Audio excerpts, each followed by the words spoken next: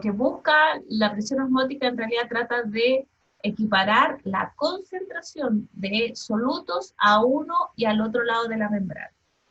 Dentro de la célula hay un montón de moléculas dando vueltas, así que es una solución que tiene un montón de moléculas. Si yo pongo esa célula en agua, la cantidad de solutos que hay en el agua sola es menor que la que está dentro de la célula. Entonces, ¿qué va a pasar con el agua? ¿Va a entrar o va a salir? Va a entrar. Va a entrar para tratar de diluir el contenido de la célula y puede entrar tanta agua que genere la ruptura de la membrana. Por otro lado, si yo pongo o expongo esa célula a una solución hiperosmótica donde la solución externa tenga muchos solutos, el agua va a salir para tratar de compensar la concentración y igualarla. Si esa concentración de sal es muy alta, va a llegar al punto en que va a romper la estructura debido a que se produce la contracción de las moléculas y la ausencia total de agua dentro de la célula, ¿ya? Y de esta manera nosotros podemos preservar alimentos. Entonces, ejemplos, ¿a alguien se le ocurre algún ejemplo? ¿Otro? Otro, por no decir el charqui. El puré es instantáneo. El puré, claro, pero ahí hay una deshidratación. Sí. Pero donde yo manejo la cantidad de sal, por ejemplo, o la cantidad de solutos. El durazno en conserva, por ejemplo, es una solución isotónica, hipotónica o hipertónica. Podría ser hipotónica. Es hipertónica, tiene una cantidad de Ah, soluto, el juguito ese llega a ser espeso del azúcar que tiene, o ahora no sé qué le están echando, otro tipo de azúcar. Entonces eso hace que en realidad también sirva como preservante, ¿ya? Y la cantidad de sodio que le agregan a las comidas no es solo porque sabe rico, es porque también es un preservante. Al tener una cantidad de sales en solución, eso aumenta la presión osmótica. Además, en el caso de las sales, es más heavy el efecto, porque ¿qué pasa con el cloro de sodio? El cloro de sodio es NaCl, ¿cierto? ¿Qué pasa si yo pongo esta molécula en agua? Se disuelve. Se disuelve. ¿Qué quiere decir eso? Se disocia, ¿cierto? sí. Entonces el sodio va a quedar por un lado, rodeado por moléculas de agua. Ay, que me cuesta dibujar.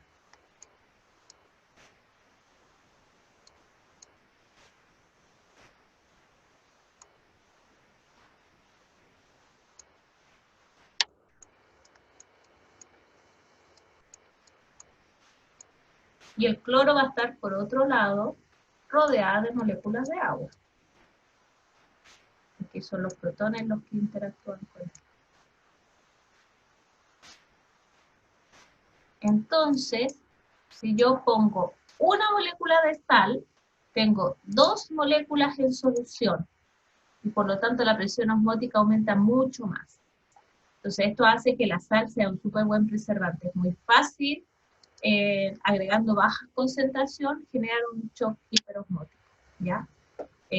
Ahora con la ley de sello se ha controlado un poquito la cantidad de sodio y claro, uno lo encuentra desabrido porque ya estamos acostumbrados a consumir un montón de sal, pero también ha revolucionado un poquito la industria porque han tenido que buscar otro tipo de preservantes, otro tipo de moléculas que permita compensar ese efecto hiperosmótico, ¿ya?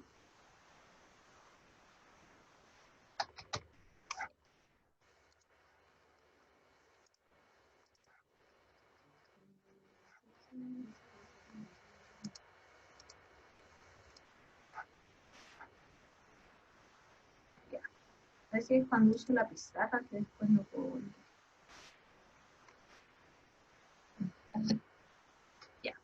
Entonces, la actividad de agua se define mediante el vapor de agua presente en el alimento. Es una diferencia, es una proporción entre el agua disponible en el alimento y el agua pura.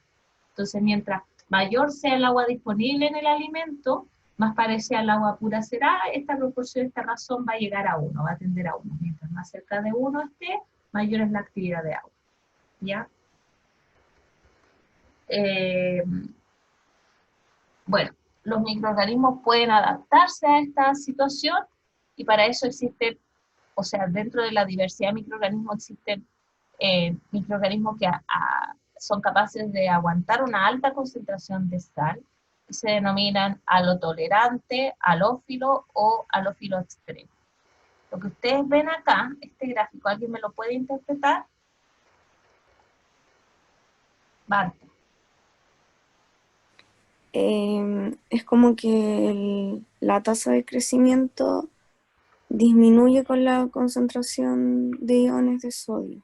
Ya, entonces, ¿qué pasa con este Staphylococcus aureus? ¿Qué pasa a esta concentración de sal? Es súper alta, o sea, a ver. ¿Qué es alta? Sí, sí, es alta. ¿Qué cosa es alta? La tasa, o sea, la concentración. No, pues acá es baja la concentración. Acá está la concentración de sal. Estamos hablando de la línea continua. Staphylococcus Sí. aureus.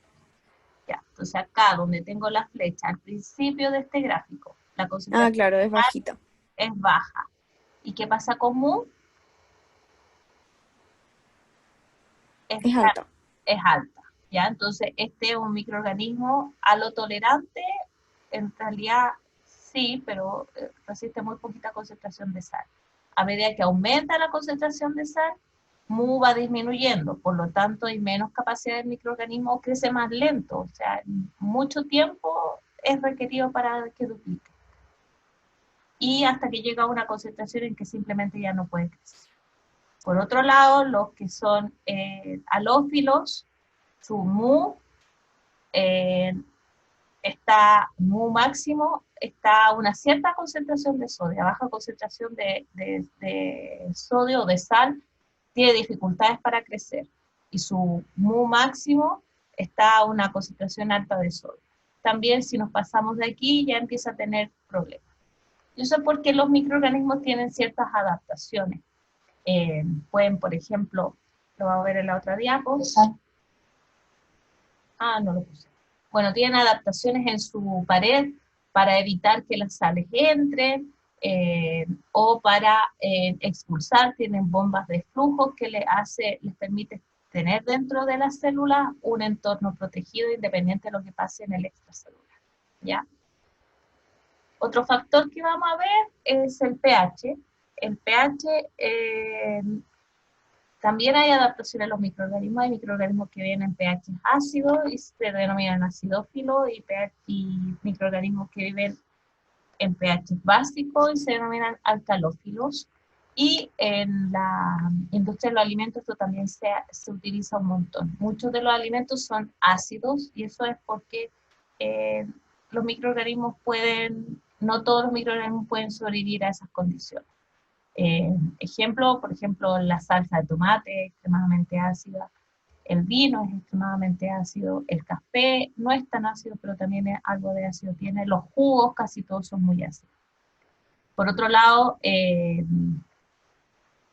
alimentos básicos no hay tanto, esto debido principalmente a que las bases queman y son muy irritantes, ¿ya? Pero el agua carbonatada, las bebidas y el agua mineral que tienen bicarbonato inyectado o carbonato son básicas, ¿ya? Y eso les puede servir también para preservarse. Algunas adaptaciones que tienen los alcalófilos, los que pueden crecer en pH básico, es que al igual que con las sales, lo que hacen es evitar que en el interior de la célula se produzca una descompensación de pH. Y para eso utilizan enzimas que funcionan en condiciones extremas, que se localizan en el exterior de la célula, o bien, lo que les decía antes, expulsan hacia el exterior los iones hidroxilo y de esa manera mantienen el interior protegido. O bien tienen enzimas por fuera que van degradando estos iones hidroxilo y de esa manera tienen un entorno cercano protegido, es como es como un aura, por así decirlo.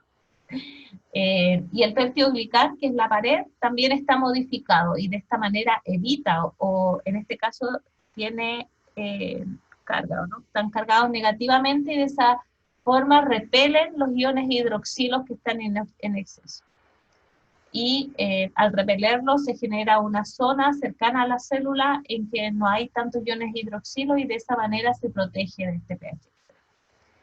Y por otro lado, las bacterias acidófilas también tienen adaptaciones, tienen la superficie cargada positivamente, de esta manera repelen los protones y tienen sistema de transporte asociado, adaptado a esta situación y de esta manera evitan que entren los protones en exceso. Acuérdense que eso puede afectar la cadena transportadora de electrones y por lo tanto su capacidad de producir energía.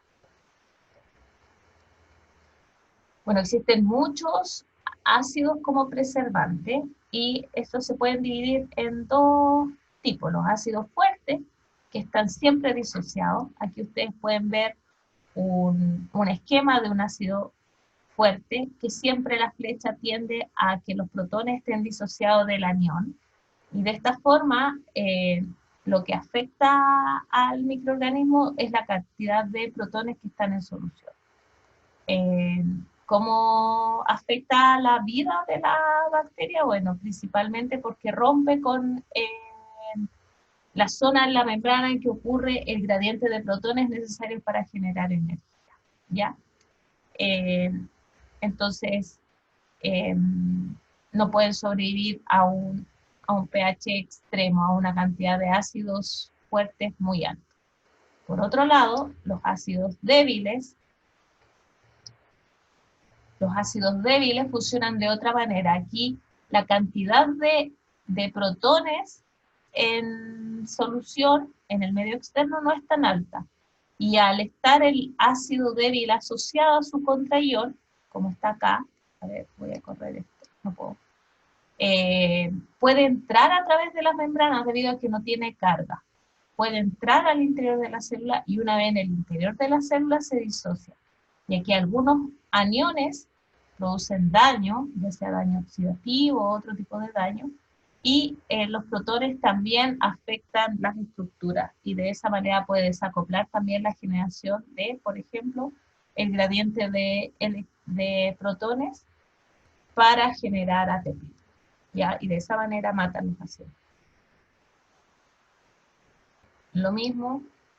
Ahora vamos a ver el efecto, ya no nos queda nada de clase, y quiero terminar antes de llegar a temperatura, creo que este es el último.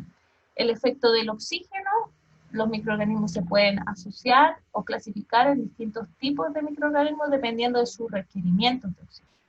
Las que requieren oxígeno siempre se denominan aeróbicas. Las anaerobias estrictas, obligadas, dice acá, son el otro extremo, no pueden crecer en presencia de oxígeno, no tienen la capacidad de adaptarse a él. Recuerden que es un agente oxidante muy fuerte y por lo tanto afecta estructuras. Las anaerobias facultativas tienen la facultad de crecer en ausencia de oxígeno, pero prefieren el oxígeno, ¿ya? Y asimismo hay anaerobias aerotolerantes, o sea, son anaerobias, no crecen en presencia de oxígeno, pero pueden tolerar una cierta concentración o hasta cierto punto, da lo mismo, pueden crecer sin problema. Y las microaerofílicas es que requieren una concentración mínima de oxígeno, pero solamente crecen en un rango muy estricto de concentración de oxígeno. Así que ahora, estos tubitos tienen estos distintos tipos de bacterias. Entonces quiero que me digan cuál es cuál.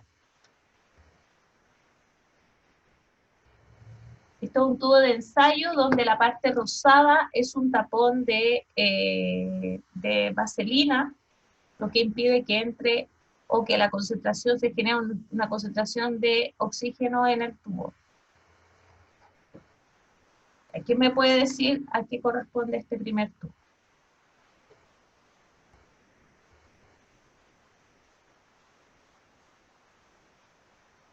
¿Qué tipo de La microorganismo? primera, aerotolerante o no? ¿El primero?